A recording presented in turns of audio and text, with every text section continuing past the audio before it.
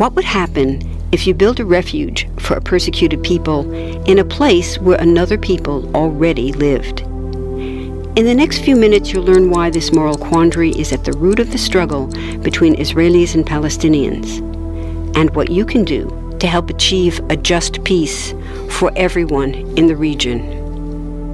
First, there are a couple of things it's helpful to understand. One, many Jews fled harsh persecution in anti-Semitic Europe, especially the Nazi Holocaust. Zionists encouraged massive immigration to historic Palestine, at that time a British colony, where Jews had an age-old connection and where small Jewish communities had long existed among larger groups of indigenous peoples. But when the UN offered the Jewish immigrants the majority of the land for a new state called Israel, for the indigenous Palestinians who lived there, it was a massive destruction of life. They rejected the UN's partition plan, and several Arab states invaded the new state of Israel. Israeli forces essentially erased over 400 Palestinian villages and towns. By the end of the fighting, Israel controlled 78% of historic Palestine.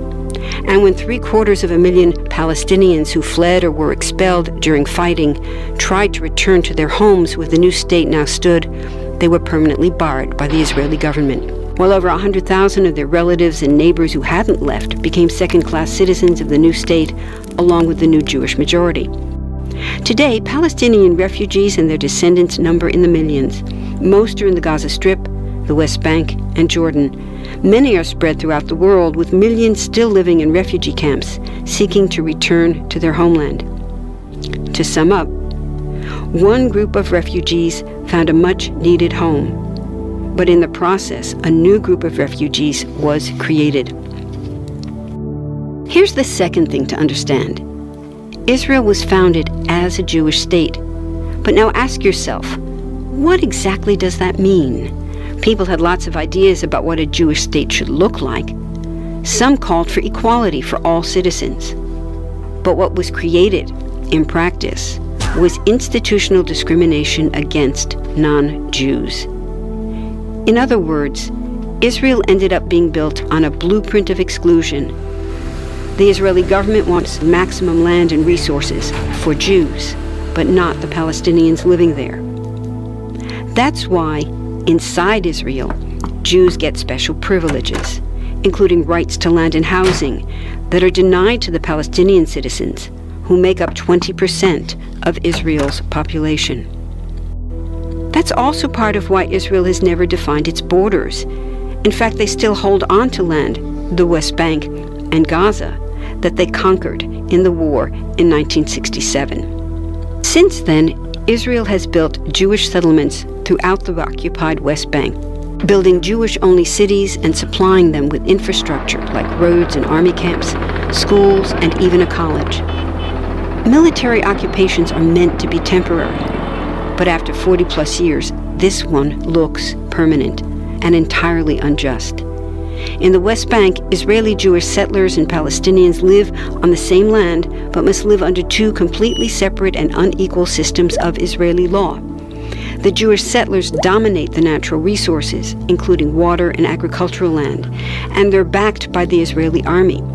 To maintain the occupation, Israel has demolished thousands of Palestinian homes and orchards, confiscated Palestinian land, bombed a captive civilian population in Gaza, and punished resistance with raids, arrests, and assassinations, all to gain maximum land, while making life so difficult for Palestinians that they will either leave or be too afraid to resist.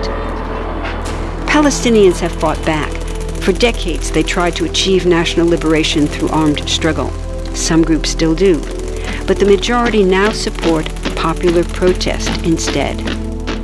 The deeply harmful pattern of control, repression, and violence profoundly harms Palestinians living under occupation and Israelis living as occupiers. This must be broken to reach a peaceful and secure future for both peoples.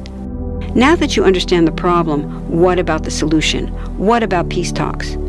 So far, over 2 decades of U.S.-backed peace talks have actually made things worse by helping Israel continue the occupation. It's been years of talking while Israel massively expanded the Jewish settlements and literally redrew the map. Peace talks are good if they're real, but not when they're theater to cover a land grab. So now what? The current world superpower, the United States, has been a terrible friend, enabling Israel's destructive and self-destructive expansion onto Palestinian land by funding the Israeli military, the biggest recipient of U.S. foreign aid in the world. But there's another superpower that can make the difference: you. There's a movement with hundreds of thousands of people just like you across the world, including Palestinians and Israelis, protesting, educating, divesting, and boycotting, all to bring nonviolent international pressure on Israel to stop violating human rights of Palestinians. Throughout history, where governments have failed to push for justice, people just like you, like us, have taken the lead and won. Now it's the Palestinians' turn for freedom and justice. We can pressure Israel to end the occupation and the discrimination. We want all people, Jews and Palestinians, to have equality, human rights, and democracy. We can change history. Join us.